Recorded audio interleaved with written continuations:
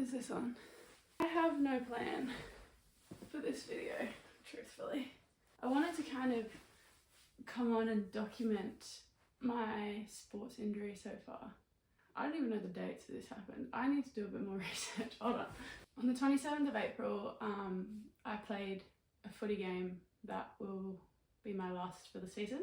I sustained an ACL rupture during that game. So I thought I would record this video mostly for myself so that I can look back after all of this is over and kind of see the journey that I've been on.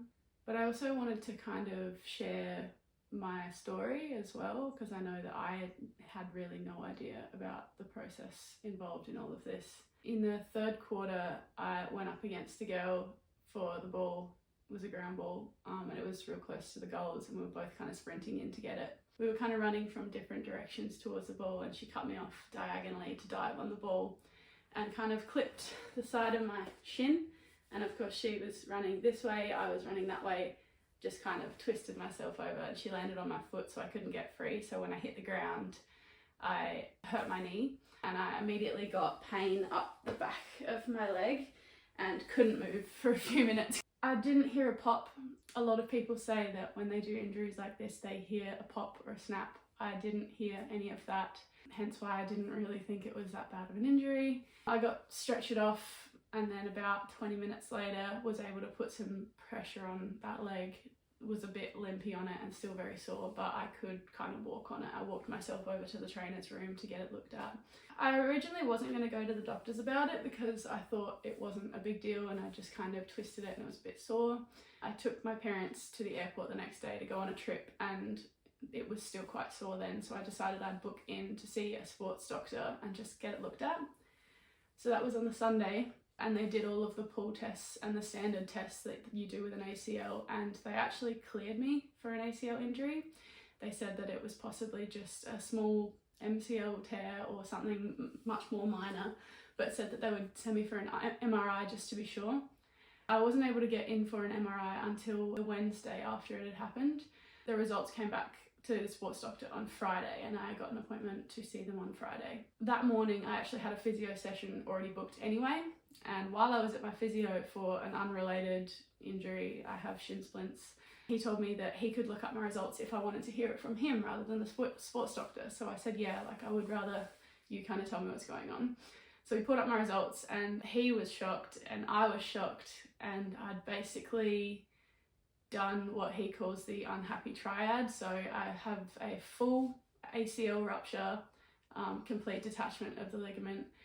I have a grade 2 MCL tear, which the grading is from 1 to 3, 3 being a full rupture, 1 being like a minor tear. So I have a grade 2 right in the middle, and a grade 1 LCL tear.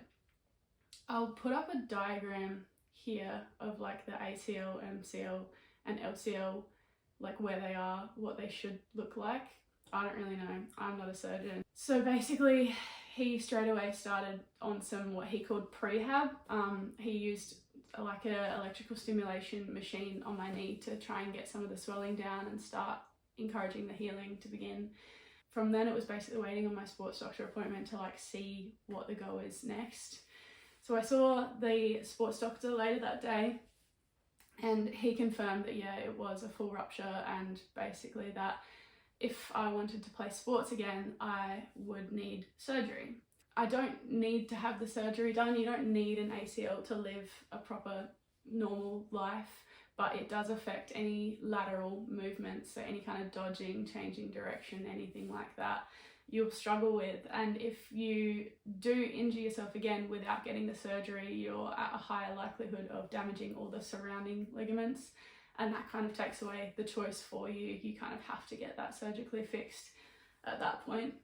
So I spoke with the doctor about it. He noted that I was a little bit hesitant to do the surgery. Obviously you want to avoid surgery if you can. I'm also like, I know this sounds ridiculous, but I'm also 27, which is quite old in sports terms, and I was kind of thinking like, is the time off work and the recovery time going to be worth it if I could just not play sports again? So that was kind of a hard decision and something that I really had to think about. It was also a really big shock to the system because I'd spent the week after the first sports doctor appointment thinking that I actually didn't have an ACL injury. So that was kind of like a full 180 on what I thought this journey was going to look like. He basically told me to go see the surgeon just to have a chat with her and for her to explain the surgery to me and explain the recovery period and what that would look like, to give me more of a full idea of my options before I made that decision. So I went to the surgeon on the Monday and she was brilliant. We sat down, she showed me the MRI images of my knee, and again, I can put up what an ACL is supposed to look like. I'll put it up somewhere. And then I managed to get a screenshot of my results, which I'll also put up here to show you the damage that I've done to my knee. Basically, it looks like a little grenade has gone off under my kneecap. So yeah, it's a full rupture. There's no chance that it would heal naturally on its own. That is something that they've been doing more recently. It's like locking the knee in place if you don't have a full rupture and like letting the ligaments heal back together naturally. But for me, that wasn't going to happen. So basically, she ran me through what the surgery options look like. The most common reconstruction they do is they take a piece of your hamstring and they use that with a few pieces of bone to make kind of like plugs and attach the tendon across these two plugs. This is going to get quite graphic, so if you don't want to hear this, I apologize. Please skip ahead. But they kind of like drill holes through your knee, through the bones in your knee, and they obviously remove all the damage out of the middle, and then they thread the new ligament from your hamstring on the bones through and kind of screw them in place to replace that missing ligament. For me, she recommended that we didn't use hamstring because I have hyperextension in my knees and they're very flexible, and she was worried that the hamstring tendon wouldn't be strong enough. So she recommended the patella tendon for me, which is the tendon that runs down the front of your kneecap.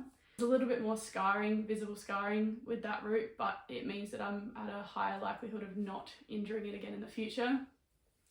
In the end, I basically asked her like what her recommendation was, because she did give me the option to go either way. She also said that if I wanted to use hamstring, she could take some of my IT band, which is a band that runs out the side of your leg. I can take a bit of that out as well and kind of double loop the ACL in there to give it more rigidity. But I have had issues with my IT band in the past. I've had injuries in that ligament, so I didn't want to risk making it weaker than it already was. So we are going to go with the patella tendon. For me, I have private health. I'm very lucky that I have that available to me. So I was able to book that in. It actually took me about 2 weeks to make the decision to actually go for the surgery. I really wanted to sit on it and think about what I wanted to do long term. For me, at that point, it started to be a lot more of a mental game than a physical one. ACL injuries after the initial injury aren't super painful. It was a bit uncomfortable. I didn't have a lot of range of motion in my knee. My physio gave me exercises to help with that, but I wasn't in a lot of pain. So for me, it was more mentally like just not being able to do anything that I had loved forever, having to sit out of football, not be able to go for runs, not be able to go to the gym. I couldn't do Pilates. I couldn't do any of my kind of hobbies or exercise that I would normally get out and do. Even things like hiking and walking were a lot on that knee for me. So I've had to really reduce my activity level to basically nothing until I get through this surgery, which has been really hard for me. I also struggled at the start because, like I said, the day after my injury, my parents flew overseas for an extended period of time. I recently been through a breakup, and my best friend had just had their first baby, so I went from having this whole community around me. Of course, I still had my footy girls there for me the whole way, but I went from having this whole community of people around me to help, to injuring myself and needing help and not having anyone there to do that. So it was a lot of just kind of uncomfortableness in my life for that few month period, where I just kind of had to accept the fact that I was going to have to do this myself, and I was going to have to pull myself up and get things done. I do have a lot of friends around me, and I'm really lucky to say that, but it's hard to kind of reach out and ask for help in that way, and I guess I was forced to do that in some ways, which has been eye-opening, but also I think beneficial for me to be able to look around at all the people I have in my life and be confident that if push came to shove, they would be there to help me out. And then kind of making the decision on whether or not I wanted to come back into sport and what that would look like for me. I needed to decide whether the surgery for me was going to be worth the recovery period and the money and everything that comes along with that. In the end, I did decide that I would get it surgically repaired, and my kind of reasoning for that is, even if I don't go back to sport at a high level or even at all, I want to be able to have that ability so that in 5 years' time, if I decide, hey, I want to play netball or football or tennis, I don't know, that I can do that. Because if I haven't had the surgery and then 5 years' time I make that decision, I then have to go get the surgery and do the 12 months recovery. Whereas now, like, I'm already kind of incapacitated. I may as well just get it done now and get it sorted and move past it. I also didn't want to I didn't want to make a decision now that would limit my decisions in the future.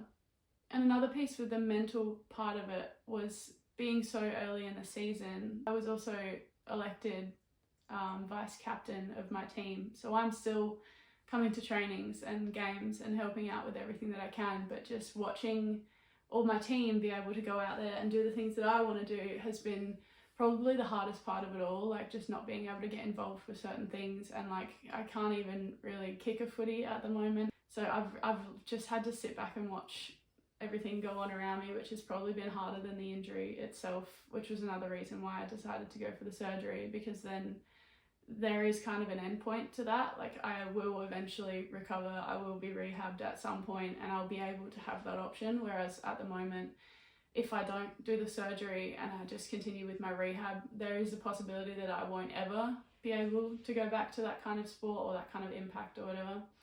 And that was a really hard realization for me.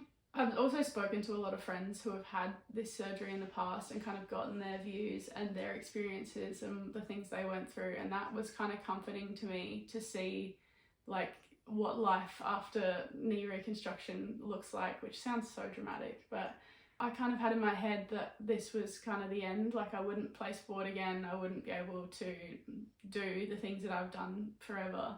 But I guess talking to the people around me that have already been through this and see them go back to high level of sport after multiple knee reconstructions has been really eye-opening and kind of comforting for me to see that that's a possibility if I'm willing to put the work in and work hard for it. This has also made me kind of more grateful for the abilities of my body. You should always be grateful for what you have, but you also are never fully grateful for what you have until it's taken away from you. I have gone from a pretty active person doing something like 3 or 4 times a week in terms of training, games, gym, whatever, to basically zero. And all of my hobbies revolve around exercise and activities and being outside and moving my body, and that's kind of had to stop, and that's been difficult and has made me realise like how lucky I am for this not to be a permanent change to my life. So it's kind of given me a chance to sit back and reflect on my life and the privileges that I have, and that I shouldn't take things for granted quite so much. Now I'm just gonna have to adjust to what life looks like for the next 12 to 18 months for me, and kind of get used to the limitations of my abilities at the moment, looking for new hobbies that don't involve moving my body. It's kind of shifted my priorities, I guess, in a forced kind of way.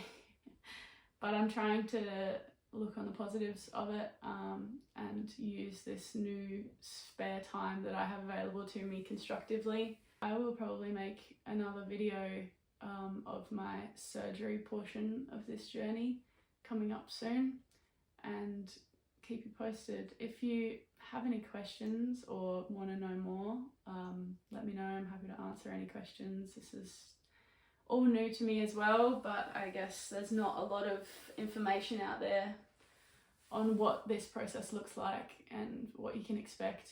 So the plan is I go in for surgery later this month.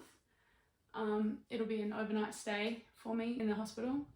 And then after that, I will be off work at home for 2 weeks. I'm lucky that my mum is gonna basically move in to my house for a period of that 2 weeks to help me get things done around the house and help me with whatever I can't do I will be walking on that leg from the day of surgery, which is terrifying to me, and I don't know how I'm going to go with that, but that's what the surgeon expects, I guess. And then after that 2-week period, I'll be able to walk short distances, hopefully, without any problems. I won't have a brace on my leg, I won't have crutches, I'll be full weight bearing from day one, is what I've been told. I'll make sure I document that to see kind of what the reality looks like, but that is what I've been told. But yeah, if you've gotten this far, thanks for watching, I really appreciate it. If you're not interested, I completely understand, but this is kind of a big life change in my life, and I want to document that, and I want to look back at it and be able to see how my life changed over the next 12 months and where I started and where I end up. So if you're interested, be sure to look out for the next videos. I'll see you on the other side.